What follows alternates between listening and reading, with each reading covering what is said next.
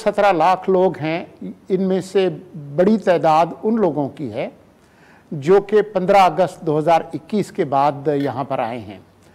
कुछ लोग हैं जिनके जो वीज़ा है वो ख़त्म हो चुका है, ठीक है। कुछ के हैं जो कि गैर कानूनी तौर पर यहाँ पर दाखिल हुए और अभी मौजूद हैं। तो ये मुख्तलिफ तरह के लोग हैं।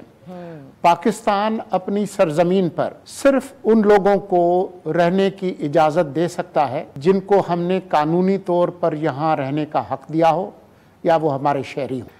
अगर हमने 10 साल, 20 साल, 40 साल पहले एक ज़िम्मेदार रियासत होने का सबूत नहीं दिया तो ये हमारी तकदीर नहीं है कि हम हमेशा ऐसा करेंगे। अच्छा। तो इसलिए जो है ये अमल जो है, अभी जो बात हुई है वो ये है अच्छा कि 31 तारीख तक आपके पास अख्तियार है रज़ाकाराना तौर पर वापस जाने का अपने मुल्कों में। ठीक है।